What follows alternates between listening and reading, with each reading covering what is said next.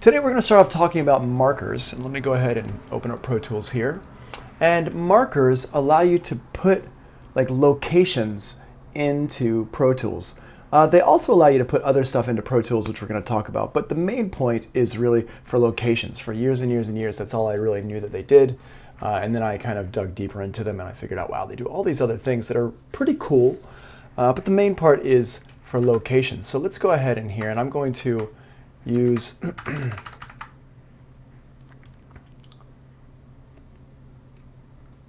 well, okay, not now. Don't need to worry about that.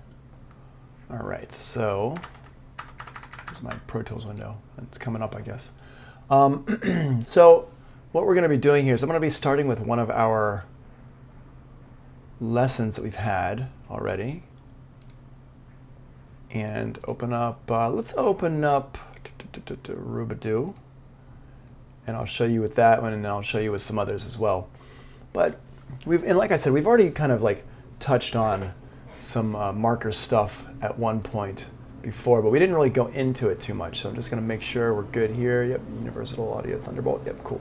Okay, so markers are for the most part in the edit window here. And just make sure.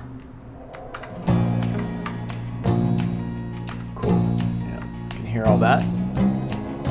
Okay, so the first marker I'm going to put in is right here in the top, wherever I want the beginning to be. And this song has like this kind of cymbal fade in here, and my cymbal swell is this track right here. So what I'm going to do, we're going to just make sure this is good. I'm going to put a little fade on the very beginning of it right here, just so we know it's not going to have any clips or any kind of weird stuff like that.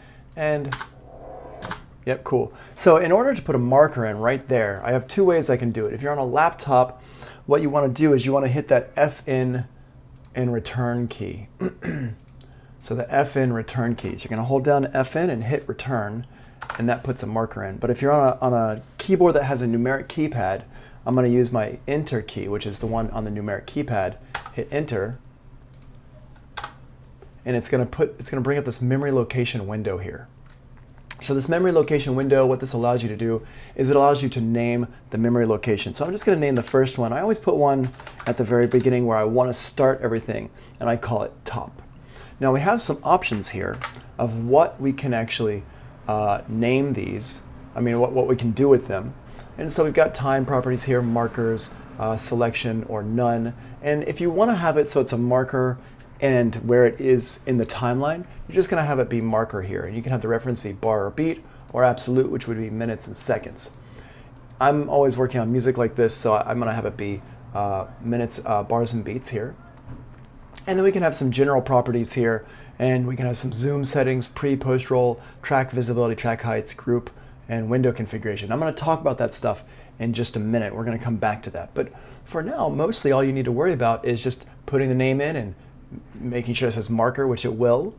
And that's it. You can put a comment in here if you want, you know.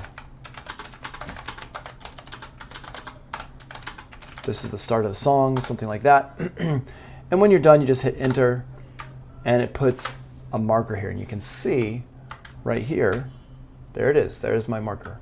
Okay. Now, the other part that goes with our markers is our list, which is right here. Memory locations.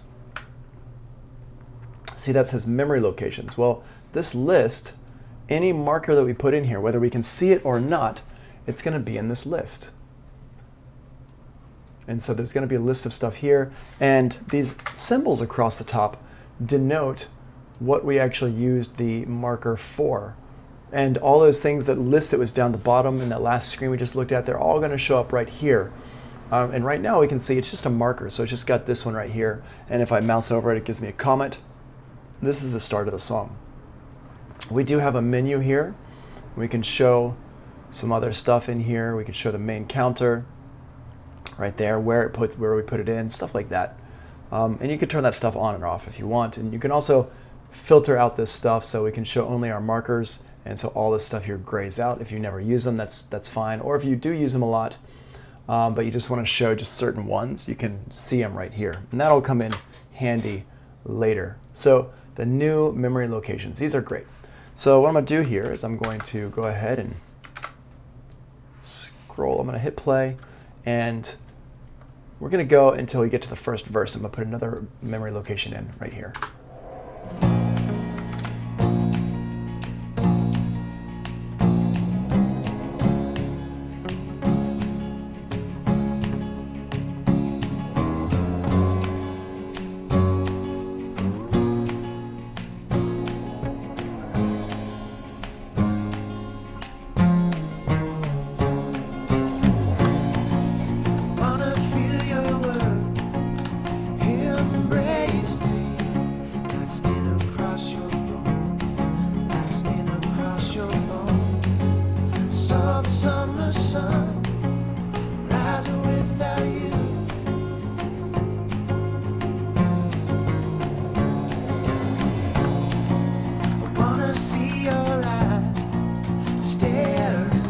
Now, I'm just going to pause right there and kind of explain what's going on. As the song is playing, I can go ahead and hit the Enter key, and then it's going to pull up my memory location naming window, and I just type in the name, and it just puts it in, and I hit Enter, and it drops into the song. Now, it puts it into the song wherever I hit the Enter key the first time. So, for example, here, I'm just going to delete this one here. I want to highlight it and hit delete. And I'm going to just go back here. I'm going to start it from right here. It's going to put the memory location in right here. Boom.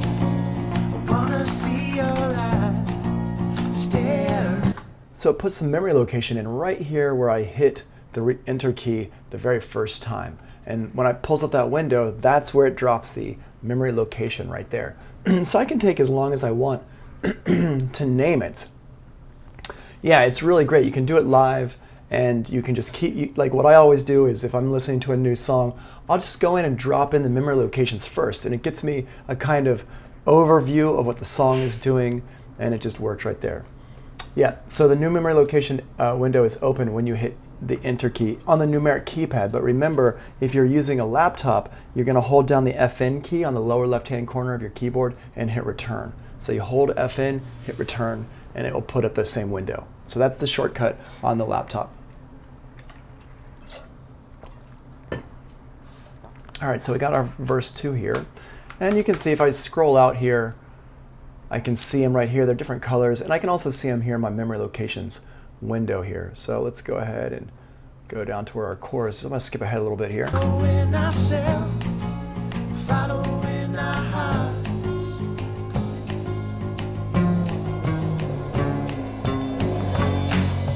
Walking up that mountainside at dawn, you said you are the one I will follow.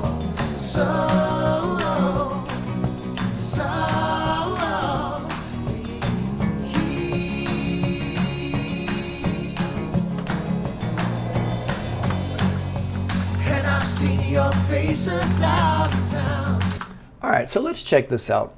So what I'm doing here, I hit the Enter key or the FN and Enter key, and to put my memory location in, and I named this one Chorus 1, and this is the second part is also part of Chorus 1. So I'm realizing as I go through, oh wait, okay, I should put the, yeah, I agree with you, Crispy. I also like the easy breezy feel. That's why I'm playing it first thing in the morning here. So what I notice is, okay, wait, I might want to rename these. Maybe I was a little bit hasty to call it verse 1 and verse 2 and chorus 1 and maybe chorus 2. Maybe it's all part of the same verse and all part of the same chorus, but I want to denote these different sections here. So what I'm going to do here is Light FM. Good morning, everybody. Today is a nice day. We're looking at some wonderful weather today, and we're going to be going over some wonderful features of Pro Tools that I think you'll really enjoy. How do you like that, right? Good radio voice there, Tony. Okay, so what I want to do is I'm going to double click on this to rename it. So when you double click, and I can either double click up here, or I can double click over here in my memory locations window, double click 1, 2, and I can rename it. I'm going to rename it Chorus 1A. Blue Skies and Pro Tools. So we'll call it what? Pro Tools and Chill. All right, so here's verse 1A and verse 1B. All right, so we got these here. And let's just keep going. So just notice what I just did is I just double clicked on them here, or you can double click them up here. 1, 2, just double click and put the verse 1A, verse 1B and stuff like that. You can rename it to anything you want. It's not going to change where it is.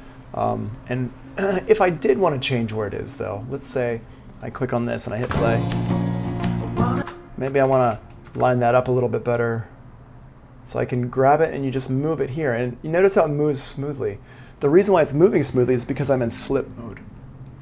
If I'm in grid mode, then whenever you hit return, it's actually going to lock things into the grid. But I'm in slip mode, so it's locking into just wherever I hit enter immediately. And this song here, I don't actually have it in bars and beats yet. We're gonna work on that. I'm gonna show you all how to do that. Probably next week I'll show you how to do that. But so once I do that, we can move things around. But in the meantime, it's really okay for now. And I can just zoom in. I can click on any one of these here on my memory locations window, and it will go to that memory location. And I've seen your face 1,000 times, but now I see what I could not before. So much more.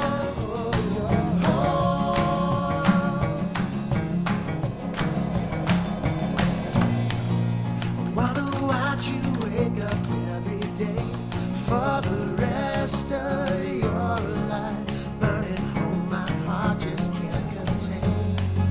'Cause everything you are is everything I want.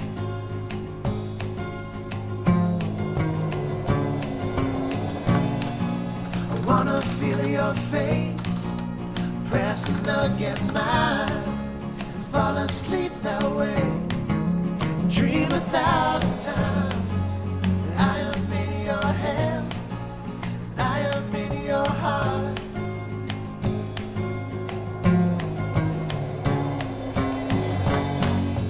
Walking up that mountainside at dawn, you said you are the one I will follow.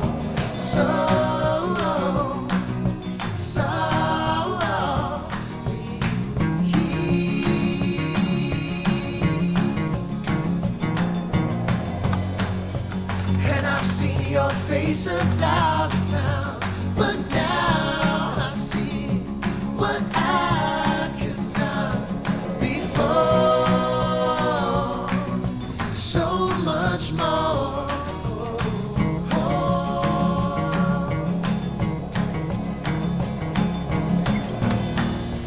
Do your worst and I will bear it. I will bear it all. Your worst, I will bear it. I will bear it all. 'Cause the love is strong. No, our love's not gone. Well, it's still right here.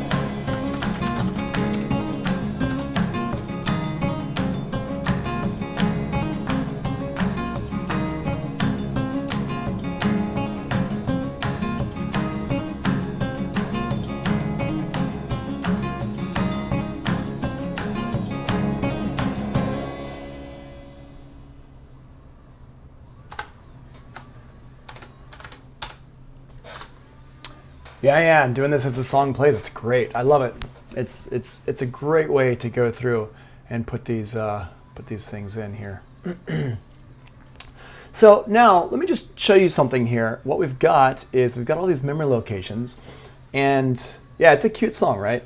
And this is great because now I always do this before I really start doing much of anything with a song. As soon as I have a general layout for a song, if it's my song, or as I'm going through and working with somebody else's song, as soon as I get a general layout, I'll go ahead and put these markers in, because now when I'm working with vocalists, I can go ahead and just go, okay, let's listen to the chorus 1. Maybe we're going to sing that part again. Just click on this,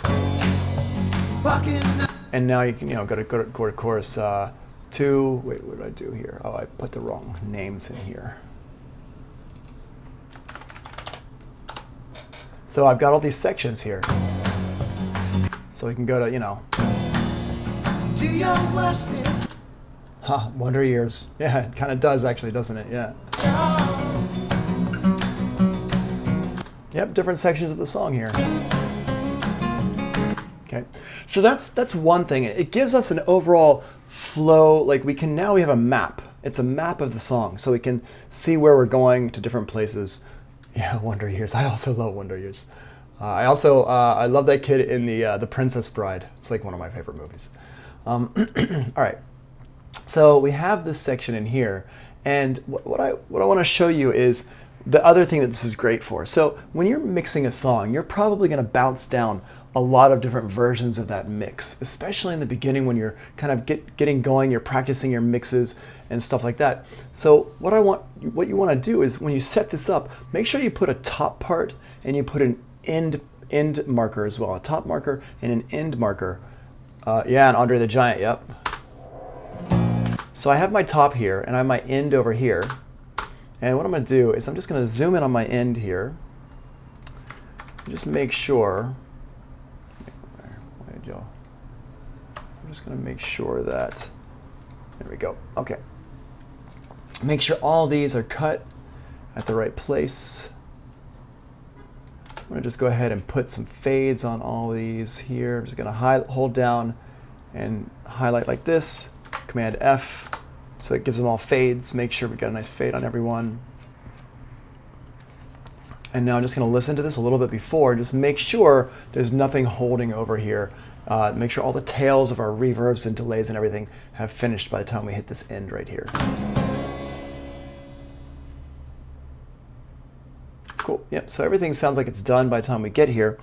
Now what this means is every time that I want to bounce out my song, what I'm going to do is this. I'm going to click on the top part here, the first one that says top, and hold down Shift and click the bottom one that says end. And what that does is it just highlights the whole song here.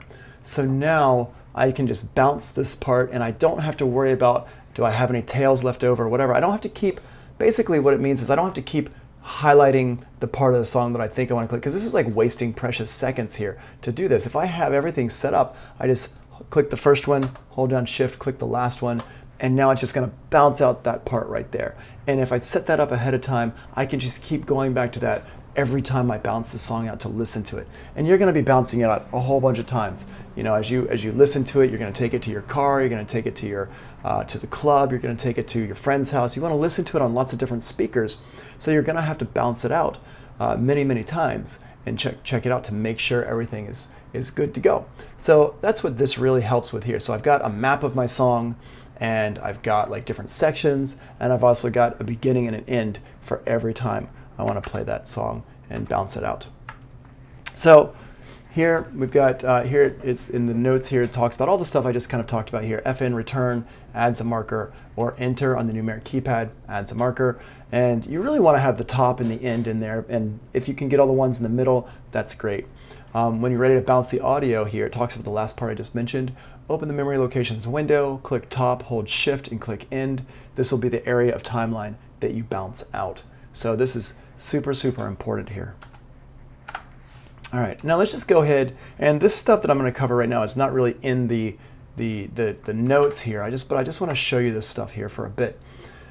What we just talked about is the main purpose that I use memory locations for, but there are some other really cool purposes here that are kind of alternative ways to use the memory locations, and that's kind of as a view area. There's a couple of things. So these are all location markers within the song, and they denote different points in the song, like a map of the song. But let's talk about a couple of different parts of memory locations. So right now I've got, let me just make everything the same size. So we've got everything here. We've got a general kind of overview of all the tracks and everything like that. But maybe I want to divide it up so I only see certain tracks at a time. So maybe, for example, what I'm going to do here is I'm going to go ahead and just put in a memory location here, and I'm just going to put these at the very top of the song. I hit the Enter key. Now what I'm going to do is I'm going to give this one a name. I'm going to call this one View Default, or View All, like this. And over here where it says time properties, I'm going to set this to say none, where it says time properties. And what that means is it's not going to be on the timeline. So this is not going to be part of our map of the song. And then what I'm going to do is I'm going to click on zoom properties, zoom settings, track visibility, and track heights. Like these three things here are what I'm clicking on here. Zoom settings, track visibility, and track heights right there. So I hit OK, and nothing really changed, but it did put in some of these different things down here. So if we look at our memory locations here, all these map ones, all these like actual marker locations are here with this little marker sign here, this marker symbol. All these are these other symbols here, and this is where I can start to use my I can use my view filter here to, let's show only the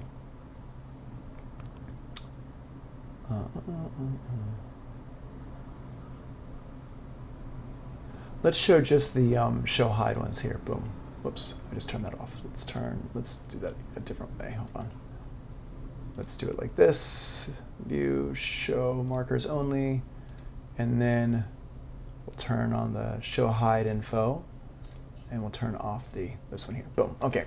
So now I'm just seeing my show hide info right here. So it's going to show me just the ones that are not part of everything right there. So we got that. All right. So that's one. So now let's do another one here. I'm still at the top of the song. I'm not gonna put this into a location in the song. Hit enter, and we're gonna call this one view drums. I'm gonna make sure that my time properties say none, and all these here are good. Actually, before I do that, hold on, I forgot to do something. You gotta set it up to what you actually wanna view. So I'm gonna set this up so it shows me what I wanna view. I'm gonna get rid of all this stuff here. So it's just my drums and my master, and I've turned off all my bass and everything else in here. So nothing else is showing. And I did that by going over here on the left-hand side where it's my track show window, and I just click on these circles here and I can show different tracks or hide different tracks. So I can click and drag down and turn them off like that. So now I'm showing just my drums, and I'm gonna put my memory location in, view, drums, like that. Make sure the time property says none. These things should all be set up, so we're good to go there. Boom. So now if I want to view every track, I click on this one. If I want to view just my drums, I can click on this one. So I can see exactly what I want to see. Now let's go ahead and let's hide the drums, and let's just show my guitars. So here's my guitars here, boom, and let's show the bass and the guitars. There we go. Now I'm going to put in a marker here. I'll call this one view, guitars, and bass. Boop. There we go. Guitars and bass. Awesome. Yep, cool, great. Oh, this one I had oops, I messed that up here. Let's change it to none. There we go. Okay, now that's better. All right, so I got my guitars and bass there, and now I'm gonna view just my vocals, all the vocal stuff here. Here's all my vocals. Enter, view, vocals, none, hit OK. So now I have different views here. All of mine, the default view, drums, guitar and bass, or vocals only. And this is really useful when you're just working on certain sections. Now, when you view these different parts, we can still hear everything. Wanna feel your word, embrace me. Okay?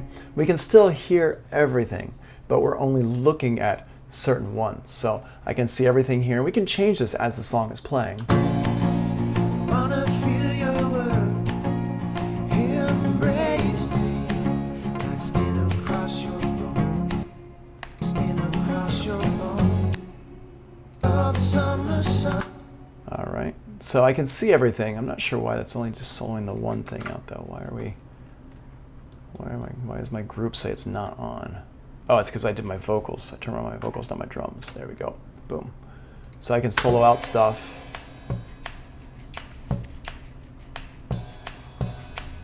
Like skin across your bone, like skin across your bone. Saw the summer sun rising without you.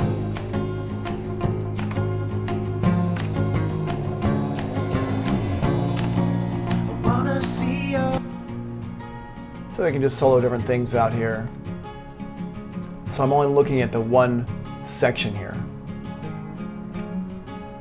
Following ourselves, following. How cool is that? That's like so cool to stay organized when you're viewing things and you just want to check out this one part of that one part. It's so nice to be able to do that really, really easily. And it makes it very smooth to use Pro Tools. Now, of course, this does take a little bit of setup in the beginning, but as you could see, even with explaining everything, it only took me like a minute to set it up. And now I've just made my overall workflow so much easier. This is especially great when you're working with huge track counts like you would be for movies and TV shows and stuff like that. All right, so turn those off. Okay, so now the other thing I want to show you in here, let's go back over here, is our different window views. And we can actually set up different window views in Pro Tools under window configurations. And what I'm going to do here is I'm going to bring up my Windows configuration list. And we can also save window configurations here with this stuff, with the different track markers if you wanted to, or you've got a window configuration list. Now this is great if you're moving between different studios often. So for example, AJ, I know you have the laptop and you've got the iMac. So let's say you're working on some stuff and you're bringing stuff to school on your laptop, and then you want to go home and work in your studio on your iMac, and you've got the nice two screens with your iMac there. So what you could do is you can set up a window configuration, and let's call one is my default view. So I'm going to go in here and go to Window Configurations, go to New Configuration right here. See that where it says New Configuration? I'm going to click on that, and I'm going to give this a name. I'm just going to call this one my default view. And the default has my mix my edit window, just normal. You switch between them using Command equals, that kind of stuff. And right here, it gives us options. What do we want to save this? It's called window layout, include the edit mix target MIDI editor, all this stuff here. That's the basic one you're going to do, and I'm just going to call this one the basic window view. Use Command plus equals to switch like that. Just a little note to myself. You don't have to add that in, but you can if you want. So I hit OK. And I've got my default view here. Now what I'm going to do is I'm going to make another view, which would be for if I'm on two monitors or something like that. And let's make this one a side-by-side view here.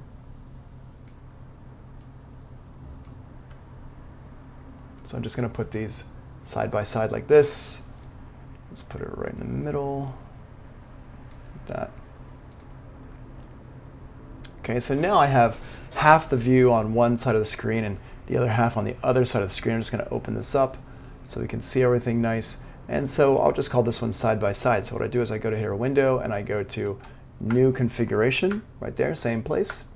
Hit Enter, and I'm going to call this one side by side. And this one I'm just going to say Mix and Edit windows are side by side, which is pretty obvious from my explanation, but I'm just going to give it a comment right there. Hit OK. Now I can click on this one here and it goes to this view, and I can click on the side-by-side one and it goes to this view here. It's automatically just going to flip to my different views.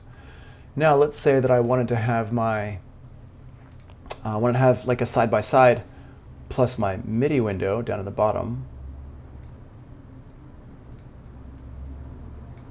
So I can go ahead and adjust these. And let's pull up my MIDI editor. I don't have any MIDI clips in here right now. Let's go ahead and add in, let's see, the Moog.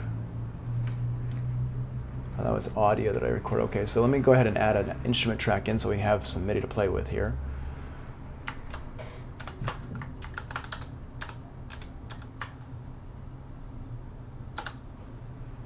AJ says, when we reopen the session, is that how it will appear? Yeah, when you reopen the session, it's going to appear. This is actually with the session. It's not with the preferences in Pro Tools. It's actually with the session itself. So yeah, it'll open up like that when you open up the session. So we're going to put a little MIDI clip in there, and I'm going to go over here to my mix view, and where's that track I just put in? I made it so I can't see my names. There we go. Here's my instrument track, so I'm just going to go ahead and put the instrument on here. Let's just give it a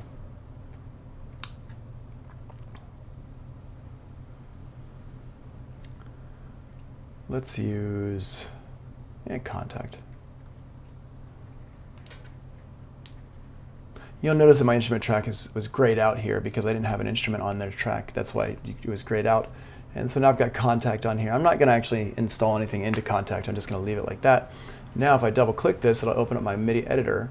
And what I can do is I can just pull this down across the bottom and get my velocity down here. Don't need to see the velocity. That over there. I'm just going to do it like this.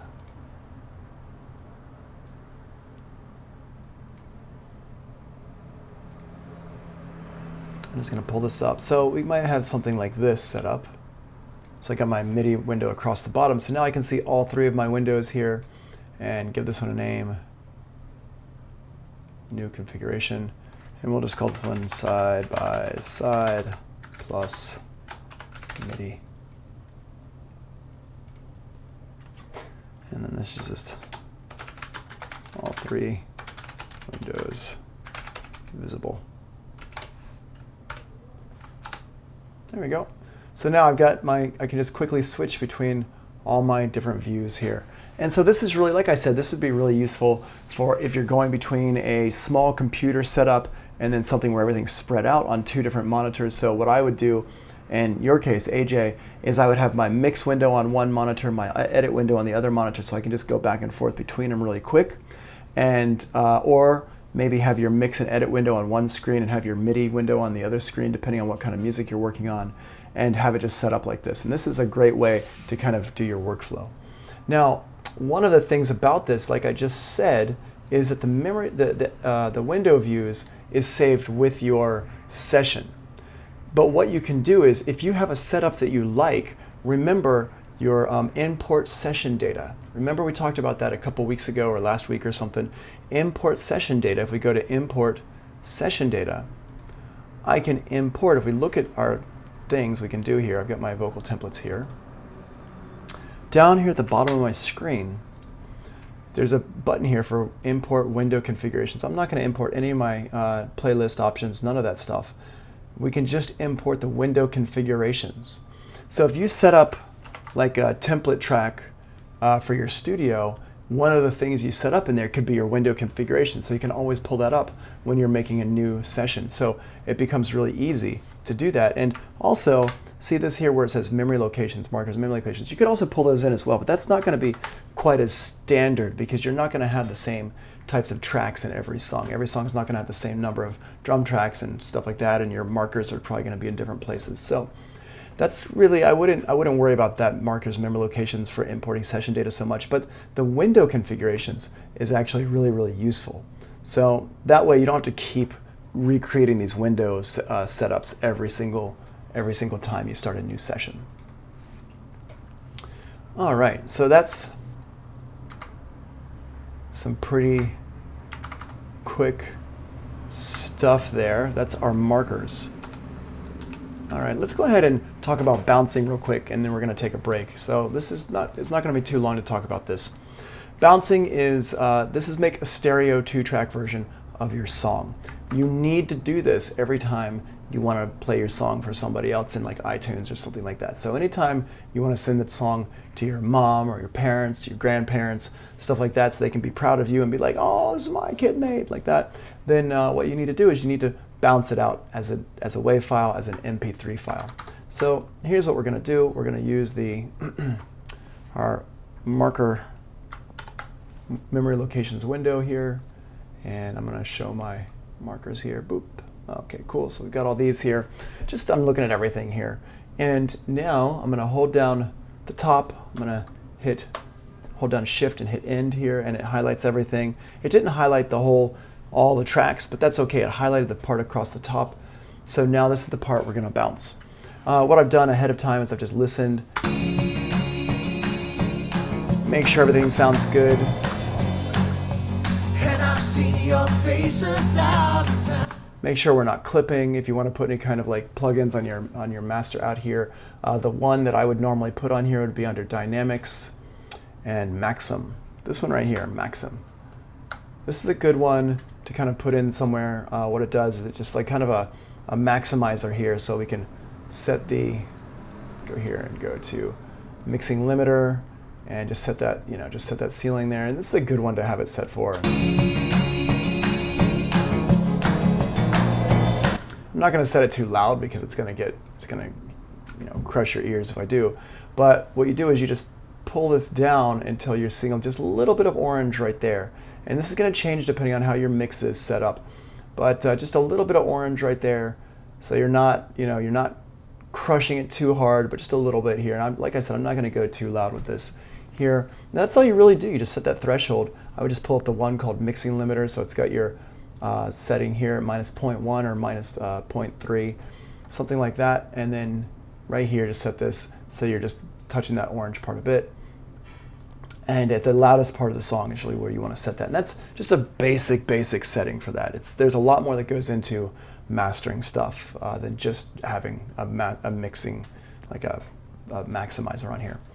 But it's good enough for just a little demo. So put this on and let's go here to the top and hold down Shift and hit End. So now everything is selected there. And now what we're going to do is we're going to hit, what is it, Option Shift B. No, or is it Command Option B? Command Option B. That's the shortcut. It's here in your notes. Command Option B. And these are the settings we want to use for this. So our source is going to be our stereo output. Physical output, monitor left and right. That's usually what you want it to be, as your physical output. And file type, WAV. You have options here. We're just going to use WAV here. If you don't want to do a WAV file, you just want to have an MP3, you can just hit MP3 here, and it gives you slightly different options. But if you want to do a WAV and an MP3, you can do this. I can click the Add MP3 button. Now we're going to put here, how do we want this to be bounced out? Well, we want it to be interleaved for sure, always interleaved, almost never anything else. And if you have to do anything else, you know what you're doing. It's more for stems and stuff like that. Now, bit depth is 24-bit. Sample rate 44.1. Down here you can add it to your iTunes library. I usually don't add it to my iTunes library. I just like to do that by hand or whatever. I don't really need it to do that. Now I give it a name. File type is Tony Grown Ribadoo Mix 85 2020. Make sure you have some extra stuff here on the end, so when you're looking at your raw file, you know exactly what it is. Obviously, when you're ready to send it out to people for to upload to the internet and stuff like that for selling, or like an official version of it, you're not going to have all this extra stuff here. You would just have the name of the song, and that's the final version. But when you're still listening to different versions, you really want to put on here what it is, what the mix is. So this is my mix from 8.5 directory. Where do I want to put it? And this here will bring you to the bounced files folder, which is really where you want it to go. And generally, you're not going to have to change this unless you have a specific folder on your hard drive that you like to put everything. And then finally, down here on the bottom, we want to make sure we hit this offline button. That's really important. What that means is that it's not going to bounce in real time slowly. It's going to bounce quickly offline, faster than real time. Okay, so we hit that. Now, just real quick before we hit anything here, go back to our notes. All this stuff is actually listed here. It's all listed here, everything you need to do. So it's all here, 1, 2, 3, 4, 5, 6, 7, 8. I've got stars next to the ones that are really, really important. Interleaved, yes, make sure it's always interleaved. Number 7, know where you're putting the song. This is something that students will often say. They'll put it somewhere and they'll be like, I can't find it now. And I'll just have to say, I'm sorry, I can't help you so much because I don't know where you put the song either. But what you could do if you don't know where you put the song is you could go up here to your Spotlight in Mac, and you could just do a search for, as long as you know what the name of the song is, you can do a search in here, and it will know, you know, wherever it is. I don't even know how this song is named. Rubidoux. I'm missing an O. There we go. Boom. So now it'll show me all the different locations for this song. So that's something you can do with Spotlight, that you can find where you put the song if you lost it. Okay, so we got this. Let's go back to Pro Tools. Now, once I've got everything, I know where it's going. I've hit offline. I've made my settings correct. I hit bounce. And if I hit the MP3 button, add MP3, it's going to pull up this extra window here. And this extra window just has MP3 stuff. This, you just have to hit it like one time, and it will always have the same settings every single time you come back to it. But we go in here, we can change our ID tags and stuff like that. So what is it? It's an MP3, creator, MAMP, constant bitrate. Yes, you want it to be constant bitrate. Encoding speed slowest. The title of the song is, well, here, let's take off this stuff here for the title of the song. Artist, in this case, is Tony Grunt, although this, I don't know who the artist is of this song. Album is Awesome Songs, Volume 1. And comment, best song ever. Boom.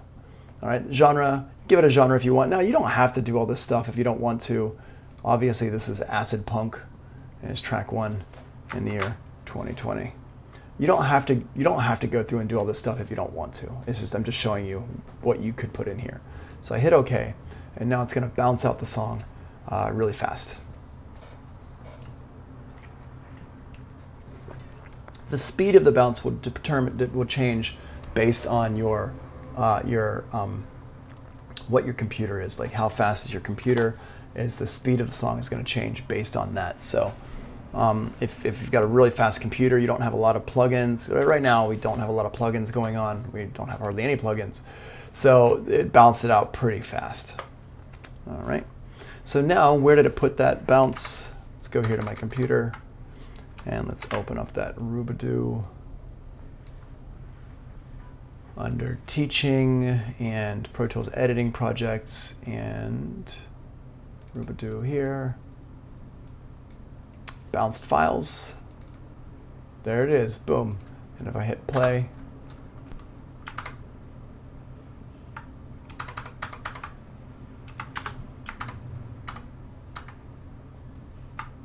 right, y'all can't hear that, but it just was playing it for me. So now we can hear it. We've got an MP3 version that's 10 megs. We've got a WAV file version that's 70 megs. So there you go. You can see the differences there. And they both sound good. They're both going to sound very, very similar. Waves, high quality MP3s are almost indistinguishable from a WAV file. I know people will argue with me about that, but that's my story, and I'm sticking to it. And I challenge you to do a blind test and see how often you get one right from the other. So there we go.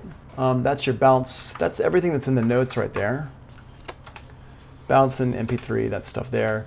And as I said, there's not a lot here. It's just, this is just how you put things out. Okay, so what we're gonna do is we're gonna take a 5-minute break, and we're gonna come back and we're gonna talk about bouncing individual tracks. That was the whole song. Now we're gonna talk about bouncing individual tracks, freeze, commit, bounce, and talk about the various things, what they do, stuff like that, okay? So let's do that after the break. Let's take a little bit over 5 minutes. Let's take 7 minutes here. Be back at 10:35.